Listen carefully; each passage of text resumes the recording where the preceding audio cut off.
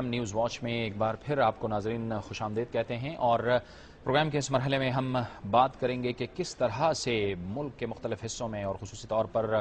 لاہور کے ایک حصے میں انسانی صحت کے ساتھ کھیلا جا رہا ہے، اور کس طرح سے کھیلا جا رہا ہے کہ وہاں پر اس سلاٹر ہاؤس میں کس طرح سے جو مردہ حرام جانور ہیں ان کو پروسیس کر کے ان کو مختلف طریقوں سے ان سے تیل اور گھی حاصل کیا جاتا ہے، اور پھر کس طرح سے وہ تیل اور گھی ہم آپ تک بازاروں میں پہنچتا ہے اور پھر اس کا استعمال ہوتا ہے۔ یعنی یہ سب کچھ دیکھ کر انسانی عقل بھی حیران ہو جاتی ہے کہ یہ کیسے سب کچھ کیا جا رہا ہے۔ دنیا ریسرچ سیل نے اس پر خصوصی ایک رپورٹ تیار کی ہے، آئیے آپ کو دکھاتے ہیں کہ ان سلاٹر ہاؤسز میں کیا ہوتا ہے۔ سمن خان کی رپورٹ دکھاتے ہیں آپ کو۔ ایمان ہے صحت مند معاشرے کی تکمیل کا انحصار صفائی پر ہی ہے۔ اس طرح کی بہت سی مثالیں ہم اپنی روزمرہ زندگی میں آئے روز سنتے رہتے ہیں، لیکن ان مثالوں پر کتنا عمل ہوتا ہے یہ دیکھنے کے لیے چلتے ہیں بابو صابو نالے کے ساتھ قائم بکر منڈی کے سلاٹر ہاؤس میں۔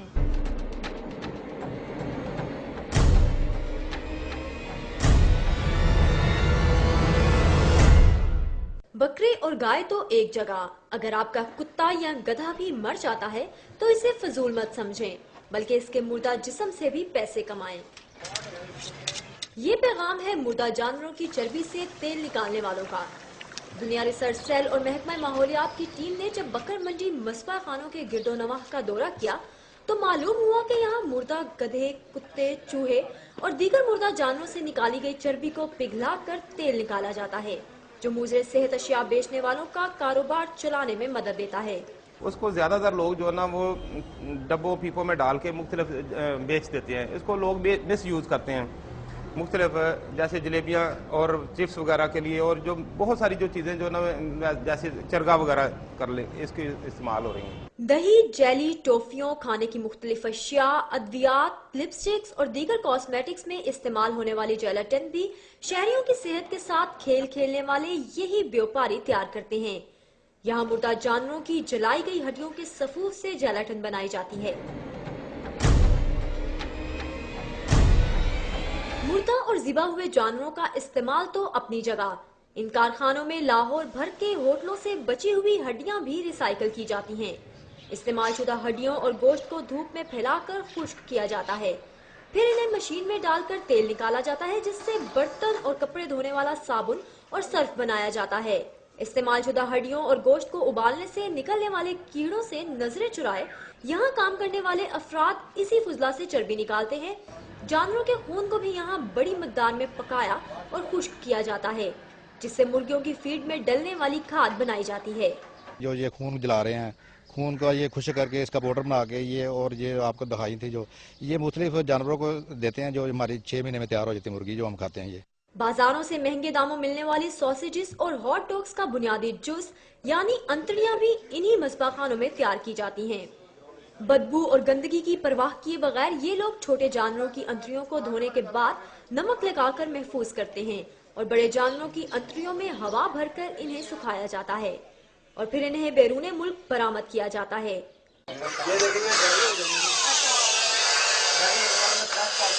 ہم تو کراچی تک کرتے ہیں، کراچی سے پھر وہ باہر بھیجتے ہیں، باہر جاتا ہے سارا مال، یہ وہ پھر قیمہ بھر کے کھاتے ہیں۔ اس تمام عمل کے دوران ان مصباح خانوں سے نکلنے والا فاضل مادہ نالیوں میں بہہ جاتا ہے، جو آخر میں بابو صابو نالے میں جا گرتا ہے۔ آبادی میں قائم ان مصباح خانوں سے اٹھنے والا دھواں اور بدبو آس پاس کے مکینوں کے لیے بھی پریشانی کا باعث ہے۔ مجھے ٹی وی ہو گئی ہے، بچے ہمارے بیمار رہتے ہیں، ہمارے والد صاحب کو ٹی وی ہو گئی، ہماری مشیرہ کو ٹی وی ہو گئی۔ شکایت وغیرہ کی ہے میونسپل وغیرہ سے، تو کوئی ایکشن نہیں لیا انہوں نے۔ گو کہ لاہور کی آبادی میں قائم ان مصباح خانوں میں حلال و حرام ہر قسم کے جانوروں کے تمام اعضاء کو مختلف استعمال میں لایا جاتا ہے، جو کسی نہ کسی طرح ہماری روزمرہ استعمال کی اشیاء کا حصہ بنتے ہیں۔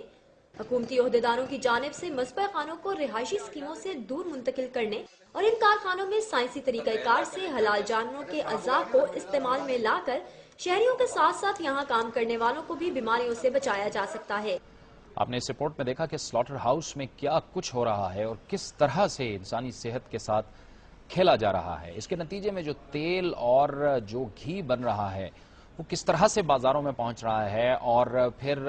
آخرکار یعنی الٹیمیٹلی جا کر وہ ہماری اور آپ کی خوراک کا حصہ بنتا ہے، اس حوالے سے بھی دنیا نیوز کے ریسرچ سیل نے ایک رپورٹ تیار کی ہے اور یہ رپورٹ بھی سمن خان نے تیار کی ہے۔ آئیے آپ کو دکھاتے ہیں کہ کس طرح سے ہم آپ تک یہ جو تیل وہاں سے نکالا جا رہا ہے کس طرح سے ہم تک پہنچتا ہے۔ دنیا ریسرچ سیل لاہور نے جب بکر منڈی مذبح خانوں کا دورہ کیا تو معلوم ہوا کہ یہاں حلال جانوروں کے ساتھ ساتھ مردہ گدھے، چوہے اور کتے جیسے حرام جانوروں کی چربی سے بھی تیل نکالا جاتا ہے،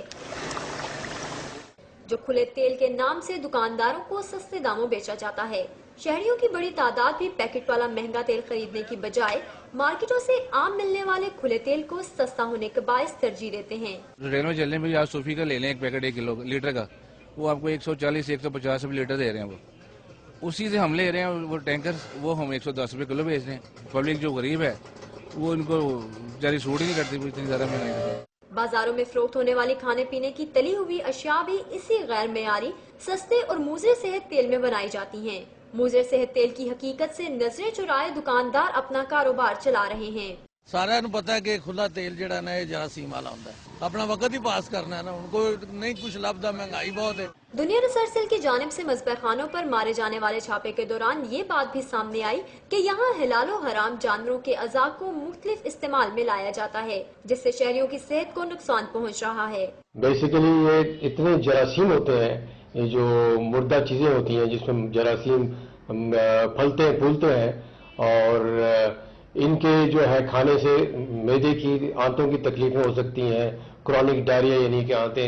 آنتوں میں جو جلاب وغیرہ لوگوں کو لگ جاتا ہے وہ ہو سکتا ہے۔ حلال و حرام کا بلا تفریق استعمال اسلام کی روح سے بھی ناجائز ہے۔ شرعی طور پہ وہ گوشت حرام ہے، اور اس مردار سے جو بھی چربی نکالی جاتی ہے وہ بھی حرام ہے، اور اس کا بیچنا، آگے کھلانا، کھانا، فروخت کرنا، تجارت کرنا، یہ شرعی طور پہ حرام ہے۔ رپورٹ نشر ہونے کے بعد مذبح خانوں کی سامنے آنے والی حقیقت پر شہری بھی تحفظات رکھتے ہیں۔ حکومت کا تو اولین فرض ہے کہ وہ اس چیز کو ضرور دیکھیں، کیونکہ عوام تو ویسے ہی پس رہی ہے، اور مزید آپ اس طرح کے کام کریں اور پھر یہ دیکھا جائے تو قانوناً اور اصولاً جرم ہے۔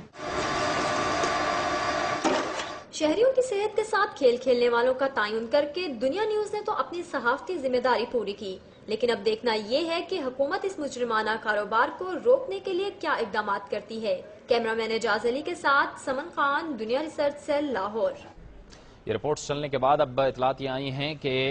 لاہور کی انتظامیہ نے اس پر فیصلہ لے لیا ہے اور اس کے خلاف کارروائی کا آغاز کر دیا ہے۔ کس قسم کی کارروائی کا آغاز کیا گیا ہے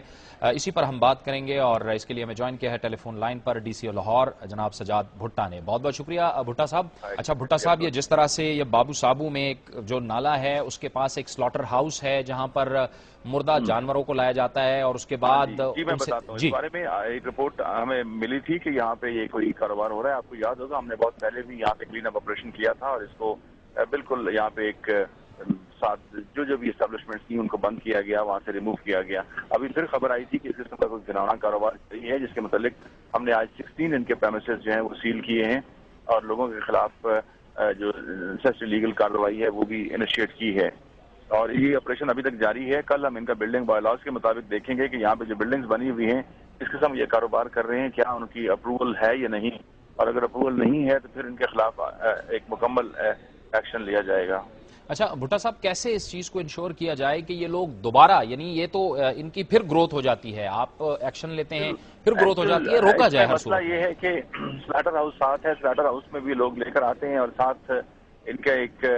جو کہ ڈیڈ اینیمل ٹائپ ایک جگہ ہے وہ بھی بنی ہوئی ہے، بھی انڈر دا لا ہوتی ہے، لیکن اسی کو یہ ایکسپلائٹ کرتے ہیں اور اسی سے پھر باقی چیزیں بناتے ہیں، جس میں کبھی رات کو یہ چربی بناتے ہیں تو بدبو آتی ہے، لوگ شکایت کرتے ہیں، پھر ہم ان کے خلاف ایکشن لیتے ہیں انوائرمنٹ لاز کے تحت۔ لیکن اس وقت جو تھا یہ میرا خیال تھا کہ بہت زیادہ ہے، اور ہمارے اس کو روکنے کے لیے جو مستقل طور پر اقدام ہے وہ یہی ہے کہ ان کی جو بلڈنگز ہیں جو کہ وہ دیکھا جائے کہ بلڈنگ پلان اپروو ہے یا نہیں ہے، اگر نہیں ہے تو پھر یقیناً ہم ان کو یہاں سے ان کی بلڈنگز ہی ریموو کر دیں گے۔ بہت بہت شکریہ سجاد بھٹا، ڈی سی او لاہور ہم سے گفتگو کر رہے تھے، اور ان کا یہ کہنا تھا کہ ہر صورت میں اس گھناؤنے کاروبار میں جو لوگ بھی ملوث ہیں ان کے خلاف ایکشن لیا جائے گا، ایکشن لیا بھی جا چکا ہے، اور دوبارہ بھی اس بات کو انشور کرایا جائے گا کہ دوبارہ سے یہ اس طرح کا گھناؤنا کام نہ کر سکیں۔ وقت ہوا چاہتا ہے ایک بریک کا، اور بریک کے بعد ہمارے اس پروگرام کا سلسلہ جاری رہے گا۔